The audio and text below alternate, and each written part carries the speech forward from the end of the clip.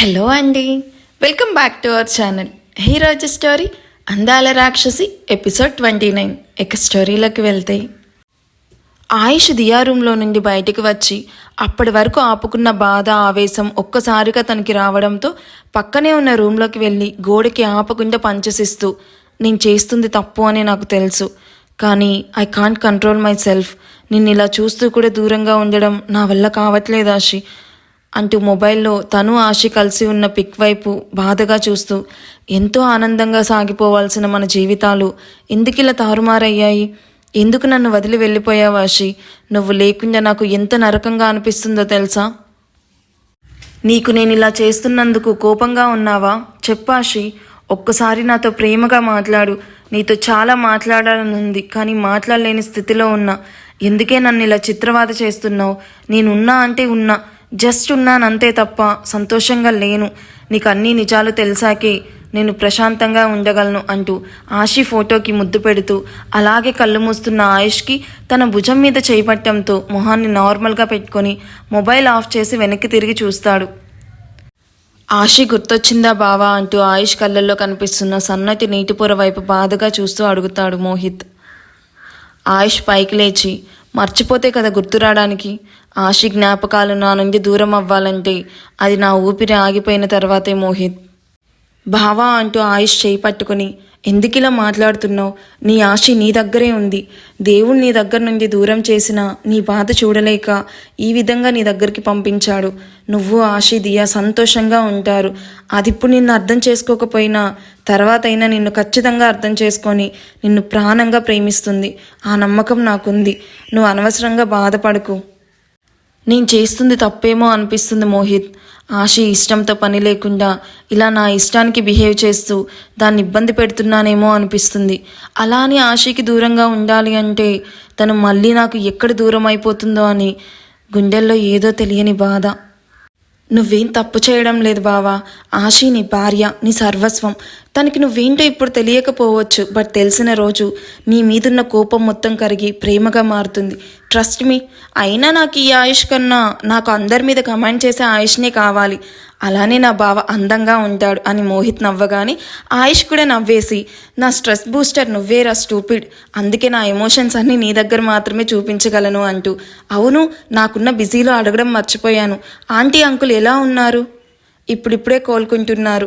ఆశి గురించి తెలిసాక ఎప్పుడెప్పుడు ఆశని చూడాలా అని 1000 కళ్ళతో ఎదురు చూస్తూ ఉన్నారు. కానీ వెంటనే అందరం వస్తే ఆశకి ఎక్కడ డౌట్ వస్తుందో అని ముందుగా నేను వచ్చాను. తల్లిదండ్రులుగా నీ పేరెంట్స్ పెయిన్ నేను అర్థం చేసుకోగలను మోహిత్, బట్ మనం ఆశి గురించి కూడా ఆలోచించాలి. నీకు తన పొజిషన్ తెలుసు కదా, సో కొంతకాలం మనకి పెయిన్ తప్పదు అంటూ మోహిత్ భుజం తట్టి ఇద్దరూ కాసేపు మాట్లాడుకొని బయటకు వస్తూ ఉండగా వాళ్ళకి సిస్టర్ ఎదురొస్తూ, సార్ మిమ్మల్ని డాక్టర్ గారు పిలుస్తున్నారు అని చెప్పి తన డ్యూటీకి వెళ్ళిపోతుంది. ఆయుష్ మోహిత్ ఇద్దరు డాక్టర్ క్యాబిన్లోకి వెళ్ళి డాక్టర్ ఎదురుగా ఉన్న చైర్లో కూర్చుంటూ, ఏంటి డాక్టర్ పిలిచారంట? Anything important? అవును ఆయుష్ గారు, we have a good news. ఇందాకే డాక్టర్ జోసెఫ్ గారి నుండి మెసేజ్ వచ్చింది. ఆయన దియా కేసు డీల్ చేయడానికి ఒప్పుకున్నాడు అంటూ చిరునవ్వుతో చెప్తాడు. వావ్, నిజమా అంటూ ఆనందంగా ఇద్దరిని ఒకరినొకరు చూసుకుంటూ, thank you doctor, thank you so much. ఎప్పుడు స్టార్ట్ చేస్తున్నారు? డాక్టర్ జోసెఫ్ ఎప్పుడు ఇండియా వస్తున్నాడు? ట్రీట్మెంట్ స్టార్ట్ చేయడానికి ఇంకా టైం పడుతుంది ఆయుష్ గారు. ముందు పాపకి 3 days ఆఫ్ ఇంజెక్షన్స్ ఇవ్వాలి. ఈచ్ డోస్కి 1 ఇంజెక్షన్, అది కూడా లండన్ నుంచి తెప్పించాలి. ఆ ఇంజెక్షన్ చేశాక ఫీవర్, కోల్డ్ లాంటివి వచ్చే ఛాన్సెస్ ఉంది. సో పాపను చాలా కేర్ఫుల్గా చూసుకోవాలి. ఆ ఇంజెక్షన్ అయ్యాక పాపను ఒకసారి అన్ని టెస్టులు చేశాక పర్ఫెక్ట్ అని రిపోర్ట్ వస్తే మనం లండన్ వెళ్ళాలి. వాట్, లండనా? అక్కడికి ఎందుకు డాక్టర్? ఆ డాక్టర్ని ఇక్కడికి పిలిపించవచ్చు కదా, ఎంత ఖర్చు అయినా పర్లేదు. లేదా ఆయుష్ గారు, ఇది చాలా రిస్కీ ఆపరేషన్ అండ్ అక్కడైతేనే పాపకి కరెక్ట్ ట్రీట్మెంట్ ఇవ్వగలం. అండ్ మనకి ఎలాంటి ప్రాబ్లం వచ్చినా సరే డాక్టర్ అవైలబుల్లో ఉంటాడు. సో అక్కడికి వెళ్ళడమే బెస్ట్. ఎందుకంత సంకోచిస్తున్నారు? అక్కడికి రావడానికి మీకేమైనా ప్రాబ్లమా? అలాంటిది ఏం లేదు డాక్టర్, అక్కడికే వెళ్దాం. ఫస్ట్ ఇంజెక్షన్ ఎప్పుడు చేస్తారు? రేపు ఈవినింగ్ చేస్తామా ఆయుష్ గారు? మార్నింగ్కి ఇంజెక్షన్ వచ్చేస్తుంది. అండ్ పాప కూడా చాలా యాక్టివ్గా ఉంది. ఫీవర్ రాకపోతే ఎల్లుండి ఈవినింగ్ తనని డిశ్చార్జ్ చేస్తాము. థ్యాంక్ యూ డాక్టర్ అంటూ ఆయుష్ మోహిత్ డాక్టర్తో ఆశి హెల్త్ గురించి కూడా మాట్లాడిన తర్వాత డాక్టర్ క్యాబిన్ నుండి బయటకు వస్తారు. బావా, అన్ఫార్చునేట్లీ మనం మళ్ళీ ఇలా లండన్కి వెళ్తాం అనుకోలేదు. ఎంత లేదనుకున్నా అక్కడ 1 మంత్ అయినా ఉండాల్సి వస్తుంది. కాబట్టి అందరం మన విల్లాలోనే స్టే చేద్దాం ప్లీజ్ బావా. ఇలా అయినా మామ్ డాడీకి ఆశతో కొన్ని రోజులు గడిపే అవకాశం ఉంటుంది. వద్దు మోహి, ఆ విల్లాలో ఉన్న ప్రతి చోట ఆశ జ్ఞాపకాలే ఉన్నాయి. ఆశీను అక్కడికి తీసుకొస్తే చాలా ప్రాబ్లమ్స్ ఫేస్ చేయాలి. అందుకే తను అక్కడికి వద్దు. అలా అని ఆశీని ఇక్కడే వదిలేసి రాలేను. దియా కూడా ఆశ లేకపోతే చాలా గొడవ చేస్తుంది. అందుకే ఆశి నాతో పాటు నా ప్యాలెస్లో ఉంటుంది. ఆయుష్ చెప్పింది కూడా నిజమే అవ్వడంతో ఆయుష్ని ఎక్కువ ఫోర్స్ చేయలేక, ఓకే బావా, ఆశి లండన్కి రావడానికి ఒప్పుకున్నాం, అదే హ్యాపీ. ఎక్కడైతే ఏంటి, లండన్లోనే కదా ఉండేది. మామ్ డాడ్ని మీరున్న ప్యాలెస్కి వచ్చి చూసి వెళ్ళమని చెప్తాను. మోహిత్ని చూసి చిన్నగా నవ్వి పద వెళ్దామంటూ ఉండగా ఆఫీస్ నుండి ఆయుష్కి అర్జెంట్ మీటింగ్ ఉందని చెప్పి కాల్ రావడంతో ఓకే వస్తున్నా అంటూ మేనేజర్ కాల్ కట్ చేసి, మోహి, ఫారిన్ నుండి క్లయింట్స్ వచ్చారు, అర్జెంట్ మీటింగ్ రా, సో నేను ఆఫీస్కి కన్ఫామ్గా వెళ్ళాలి. నువ్వు నేను వచ్చే వరకు ఎక్కడికి వెళ్లకుండా నీ పిచ్చి చెల్లిని, నా ఇంటెలిజెంట్ డాటర్ని జాగ్రత్తగా చూసుకో. ఏంటి, నా చెల్లేమో పిచ్చిదా, నీ కూతురేమో ఇంటెలిజెంటా? ఎంత సెల్ఫిష్ బావా నువ్వు. నా కూతురికి నా పోలికలు వచ్చాయి కాబట్టి చెప్పక్కర్లేదురా, తను ఇంటెలిజెంట్నే. కానీ నీ పిచ్చి చెల్లికి నీ పోలికలు వచ్చాయి కాబట్టి అది పిచ్చిదే. అలా అన్నావు, బాగుంది అంటూ ఆయుష్ చెప్పింది అర్థం అవ్వగానే, వాట్ అంటే నాకు పిచ్చా? మోహిత్ ఎక్స్ప్రెషన్కి ఆయుష్ నవ్వుకుంటూ షాక్ అయ్యింది. చాలే గాని నీ పిచ్చి చెల్లిని గార్డెన్లోకి వీల్ చైర్లో తీసుకుని అలా అలా తిప్పు, మాటలతో కొంచెం డైవర్ట్ చేయి, లేకపోతే పిచ్చి థాట్స్ చేసి నాకు కోపం తెప్పిస్తుంది అంటూ ఆయుష్ ఆఫీస్కి స్టార్ట్ అయిపోతాడు. మోహిత్ ఆయుష్ చెప్పినట్టే ఆశీ రూమ్లోకి వెళ్ళేసరికి దియా ఆ రూమ్లో ఉన్న టీవీ చూస్తూ బిజీగా ఉంటే ఆశీ మాత్రం బెడ్కి ఆనుకొని ఏదో దీర్ఘంగా ఆలోచిస్తూ కనిపిస్తుంది. అది చూసిన మోహిత్, నా చెల్లి మీద ఎంత నమ్మకం బావా నీకు అని నవ్వుకుంటూ ఆశీ బెడ్ పక్కకు చైర్ లాక్కొని కూర్చుంటూ, ఏం ఆలోచిస్తున్నావు ఆశీ అంటూ ఆశీ మొహాన్ని చూసి నవ్వాపుకుంటూ, నువ్వేం మారలేదు బావా, అప్పుడు ఇప్పుడు నీ ప్రేమ ఒకేలా చూపిస్తున్నావు, పాపం నా చెల్లి అని ఆశీ మీద జాలి చూపిస్తాడు. ఏం లేదన్నయ్య, లెగ్స్ బాగా పెయిన్గా ఉన్నాయి, కొంచెం కూడా కదలలేకున్నాను. ఇలాగే ఉంటే శాశ్వతంగా కుంటిదాన్ని అయిపోయేలా ఉన్నాను, వెళ్ళి డాక్టర్ని పిలువు, చాలా పెయిన్ అనిపిస్తుందని బాధగా చెప్తుంది. ఇంతకుముందు బాగానే ఉన్నావు కదరా, సడన్గా ఇంత పెయిన్ ఎందుకు వచ్చింది? ఇదంతా బీస్ట్ వల్లే, నేనున్న పొజిషన్ కూడా మర్చిపోయి నా మీద పడ్డాడు బండ వెదవ అని తిట్టుకుంటూ, అప్పుడు పెయిన్ లేదు, ఇప్పుడు పెయిన్ ఉంది, వెళ్ళి పిలువురా, అందరూ విదంతవాదం చేస్తారు తప్ప నా మాట ఒక్కరు కూడా వినరు. ఆశి, ఎందుకంత కోపం? ఇలాగే రూమ్లో కూర్చొనుంటే నీకు ఇలాగే అనిపిస్తుంది, కానీ పద అలా గార్డెన్లోకి వెళ్దాం, ఫ్రెష్ ఎయిర్లో తిరుగుతూ ఉంటే కొంచెం రిలీఫ్గా అనిపిస్తుంది. నేను నడవలేకపోతున్నా అని ఏడుస్తూ ఉంటే గార్డెన్లోకి వెళ్దామంటావేంటన్నయ్యా? నిన్ను నడవమని నేను చెప్పానా అంటూ తనతో పాటు తీసుకొచ్చిన వీల్ చైర్ చూపిస్తూ ఆశీని ఎత్తుకుని అందులో కూర్చోబెట్టి, ఇప్పుడు ఓకేనా అంటూ, దియా నువ్వు ఇక్కడే కూర్చో, నేను మా అమ్మ 1/2 అవర్లో వచ్చేస్తాం. ఓకే మమ్మ అంటూ స్క్రీన్ మీద కనిపిస్తూ ఉన్న మూవీని ఇంట్రెస్టింగ్గా చూస్తూ చూపు కూడా తిప్పకుండా చెప్తున్న దియా వైపు చూసి చిన్నగా నవ్వి ఆశీని తీసుకుని గార్డెన్ వైపు వెళ్తాడు. మోహిత్ ఆశీని తీసుకుని హాస్పిటల్లోనే పేషెంట్స్ కోసం వాళ్ళ ప్రశాంతత కోసం ఏర్పాటు చేసిన గార్డెన్లోకి తీసుకెళ్లి క్రౌడ్ తక్కువగా ఉన్న ప్లేస్లో వీల్ చైర్ను అటు ఇటు తిప్పుతూ ఆశీను తన మాటలతో డైవర్ట్ చేసి ఆశీను నవ్విస్తూ పూర్తిగా ఆశీ మూడ్ చేంజ్ చేస్తాడు. ఆశీ కూడా మోహిత్ చెప్పే మాటలు వింటూ తనతో నవ్వుతూ మాట్లాడుతూ మోహిత్కి మరింత క్లోజ్ అవుతుంది. ఆశీ నవ్వుని అపురూపంగా చూసుకుంటూ, నువ్వు ఎప్పుడు ఇలాగే నవ్వుతూ ఉండాలి ఆశీ, నీ పెదాల మీద స్వచ్ఛమైన చిరునవ్వు ఎప్పటికీ చెరిగిపోకుండా నేను కాపలా కాస్తాను అనుకుంటూ మెల్లగా ఆశీను వీల్ చైర్ మూవ్ చేసి బెంచ్ దగ్గరికి తీసుకెళ్లి ఆశీను బెంచ్ మీద కూర్చోబెట్టి తను కూడా పక్కనే కూర్చుంటాడు. ఆశీ స్వచ్ఛమైన గాలిని పీల్చుకుంటూ, ఇక్కడ బాగా పీస్ఫుల్గా ఉంది కదన్నయ్య, ఆ ఏసీ రూమ్లో ఉన్న ఈ ఫ్రెష్ ఎయిర్లో ఉన్నంత పీస్ఫుల్నెస్ ఆ ఏసీ రూమ్లో రాదు, ఇక్కడ చూడు ఎంత ప్రశాంతంగా ఉందో, థ్యాంక్స్ అన్నయ్య ఇక్కడికి తీసుకొచ్చినందుకు అంటూ నుదుటిన పడుతున్న జుట్టుని చెవి వెనుక పెడుతూ చుట్టూ చూస్తూ గమనిస్తూ చెప్తుంది.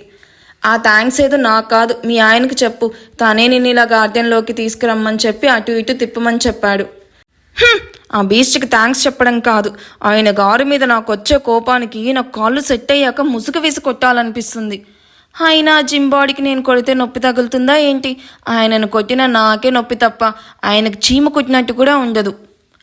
అందరితో బాగుంటావు, బావ దగ్గరకు వచ్చేసరికి ఎందుకంత నెగటివ్గా ఆలోచిస్తావు? నేను నీకు పరిచయమై 2 days అవుతుంది, నాతో కూడా బాగా మాట్లాడుతున్నావు, కానీ తాళి కట్టిన బావను మాత్రం ఎందుకు శత్రువులా చూస్తున్నావు? నీ మంచి కోరుకునే మనిషిలా చెప్తున్నాను ఆశి, బావ చాలా మంచోడు. నువ్వు ఎవరి గురించి అయినా చెప్పన్నయ్యా, వింటాను. బట్ ఆ బీస్ట్ గురించి మాత్రం చెప్పకు. నాకు వినే ఇంట్రెస్ట్ కొంచెం కూడా లేదు. ఎందుకంటే నాకు ఆయన గారి మీద పాజిటివ్ ఫీలింగ్ కొంచెం కూడా లేదు. ఆయుష్ గారి మీద ఎప్పటికీ నాకు ఒకే ఫీలింగ్ ఉంటుంది. ఐ హేట్ హిమ్, అంతే. ఈ ఫీలింగ్ ఎప్పటికీ మారదు. ఐ హేట్ యూ అన్న నువ్వే ఐ లవ్ యూ అనే రోజు వస్తుందేమో ఆలోచించు. హాహా, పగటి కలలు కనకన్నయ్యా, అది లైఫ్లో జరగదు. నా లైఫ్లో లవ్ అనే చాప్టర్ క్లోజ్ అయిపోయింది. ఇక ఈ టాపిక్ వదిలేయి అన్నయ్యా. నేను ఇక్కడికి ప్రశాంతత కోసం వచ్చాను. నీ ఫ్రెండ్ గురించి మాట్లాడి నా మూడ్ స్పాయిల్ చెయ్యకు అంటూ అటు ఇటు చూసిన ఆషికి హస్బెండ్ అండ్ వైఫ్ తమ పిల్లలతో నవ్వుతూ మాట్లాడడం చూసి తనకు అభి, ప్రభాకర్, అనిత గుర్తొస్తారు. అమ్మా నాన్నలతో మాట్లాడి దాదాపు 2 వారాలు పైనే అవుతుంది. ఎలా ఉన్నారో ఏంటో. ఆయుష్ గారు మొబైల్ ఇచ్చినా కూడా నాకు కాల్ చేయడానికి అస్సలు కుదరట్లేదు. నాన్న నా గురించి బాగా బెంగ పెట్టుకొని ఉంటాడు. అభి ఎలా ఉందో ఏంటో అంటూ వాళ్ళని గుర్తు చేసుకుంటూ బాధగా మొహాన్ని పెట్టుకుని ఆ ఫ్యామిలీ వైపే చూస్తూ ఉంటుంది. ఆషి, ఏమైందిరా, ఎందుకలా ఫ్యామిలీ వైపే చూస్తూ ఉన్నావు అంటూ ఆషి వాళ్ళ వైపు ఎందుకలా చూస్తుందో అర్థం అవ్వక అడుగుతాడు. అమ్మా నాన్న బాగా గుర్తొస్తున్నారన్నయ్య. వాళ్ళు ఎలా ఉన్నారో ఏంటో.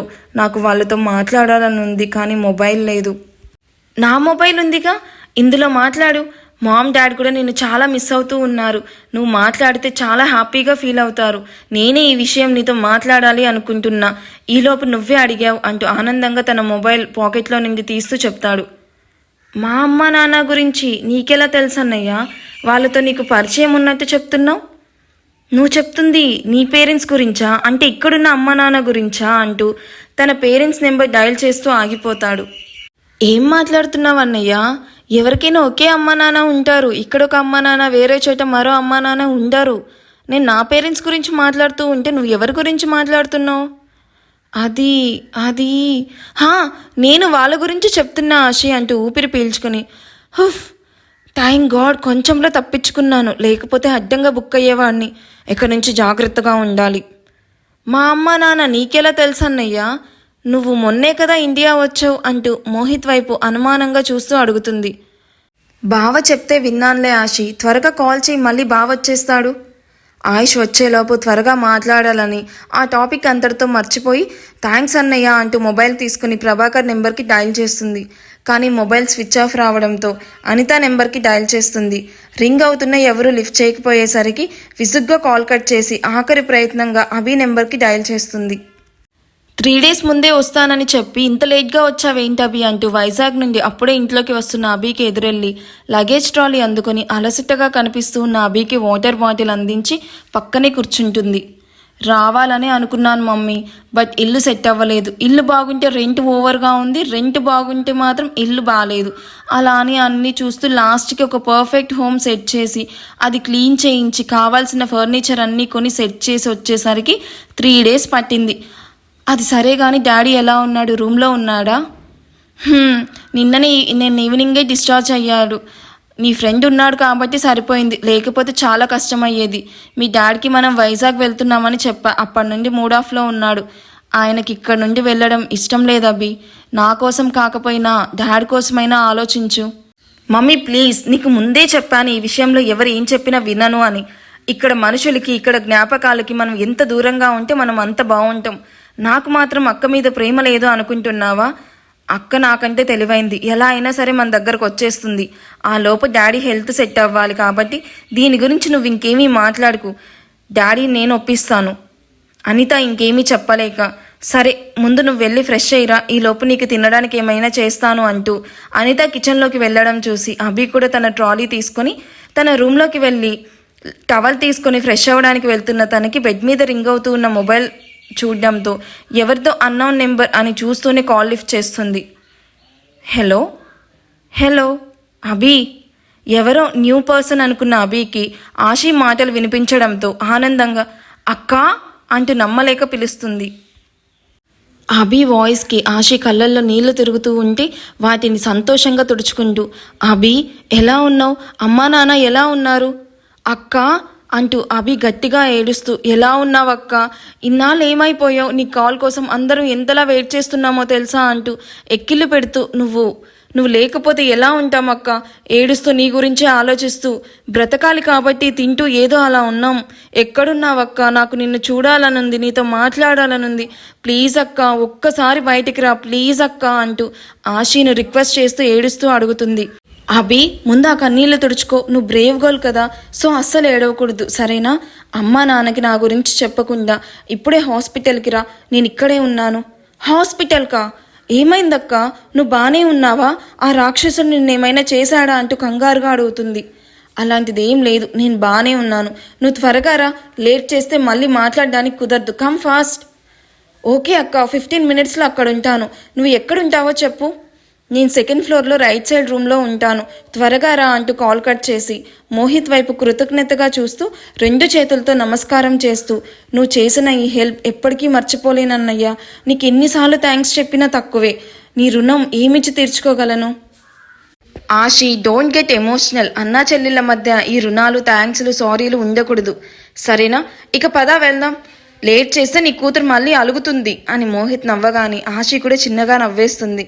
హాల్లో టేబుల్ మీద ఉన్న ఆషి స్కూటీ కీస్ తీసుకుంటున్న అభి వైపు చూస్తూ, ఫ్రెష్ అవ్వమంటే అవ్వకుండా మళ్ళీ బయటకు ఎక్కడికి వెళ్తున్నావు అభి? అర్జెంట్ వర్క్ ఉంది మమ్మీ, త్వరగా వచ్చేస్తాను బాయ్ అంటూ ఫాస్ట్గా స్కూటీ కీస్ తీసుకుని వెళ్ళిపోతున్న అభి వైపు చూసి, ఇంత అర్జెంట్ వర్క్ ఏంటి అనుకుంటూ కిచెన్లో కర్రీ మాడిపోయిన స్మెల్ రావడంతో ఫాస్ట్గా కిచెన్లోకి పరిగెడుతుంది. ఈ ఎపిసోడ్ ఎలా అనిపించింది మీకు? ఈ ఎపిసోడ్లో కొన్ని హింట్స్ ఇచ్చాం కదా, మీరు బాగా తెలివైన వాళ్ళు అవి చాలా ఈజీగా చెప్పేస్తారని తెలుసులేండి. అండ్ నెక్స్ట్ అప్డేట్లో మీకు ట్విస్ట్ అండ్ సర్ప్రైజ్ ఇస్తాము, వెయిట్ చేస్తూ ఉండండి. అండ్ ఐమ్ రియల్లీ సారీ అండి, నిన్న లేట్గా అప్లోడ్ చేశాను. యాక్చువల్లీ నిన్న అసలు ఇవ్వకూడదు అనుకున్నాను, అంత వర్క్ ప్రెషర్ ఉంది. బట్ మీ కామెంట్స్ అన్నీ చూశాక అసలు ఇంకా ఇవ్వకుండా ఉండలేకపోయాను. అస్సలు ఎక్స్పెక్ట్ చేయలేదు మీరు అంతగా వెయిట్ చేస్తూ ఉన్నారు అని చెప్పి. ఇంకా నాకు కూడా ఆఫీస్ వర్క్ ఎక్కువ ఉండడం వల్ల ఈరోజు లీవ్ పెట్టుకున్నాను. సో ఇవన్నీ బ్యాలెన్స్ చేయడం కొంచెం నిజంగా కష్టంగా ఉంది. రోజు 2 వీడియోస్ అంటే కష్టం కదా. డైలీ ఒక వీడియో అంటే నాకు ప్రాబ్లం అనిపించట్లేదు, కానీ 2 వీడియోస్ అంటేనే బాగా ప్రెషర్గా అనిపిస్తుంది. టైం కుదిరినప్పుడు డెఫినెట్గా ఇస్తానండి. ఇంకా టైం కుదిరినప్పుడు మీరు కూడా అర్థం చేసుకోవాలి. నాకు తెలుసు ఆయుష్ మిమ్మల్ని ఇలా లాగేస్తూ ఉన్నాడు అని చెప్పి, బట్ ఏం చేద్దాం, వర్క్ ప్రెషర్ ఎక్కువ ఉంది. నేను ఇలానే చేశానంటే నన్ను జాబ్లో నుంచి పీకేస్తారు. పాపం రైటర్ కూడా డే అండ్ నైట్ కూర్చొని రాస్తుంది మీకు ది బెస్ట్ ఇవ్వాలి అని చెప్పి. మన ఛానల్లో ఈ స్టోరీ హిట్ అవ్వాలి, ఛానల్ ఇంకా ముందుకెళ్ళాలని కోరుకుంటున్నాం. దానికి మీ బ్లెస్సింగ్స్, మీ సపోర్ట్ మాకు చాలా అవసరం అండి. మీరందరూ బ్లెస్ చేస్తారని అనుకుంటున్నాము. వీడియో నచ్చింది కదా, వెళ్ళేటప్పుడు ఒక లైక్ చేసి వెళ్ళండి అబ్బా. Thank you for watching, bye.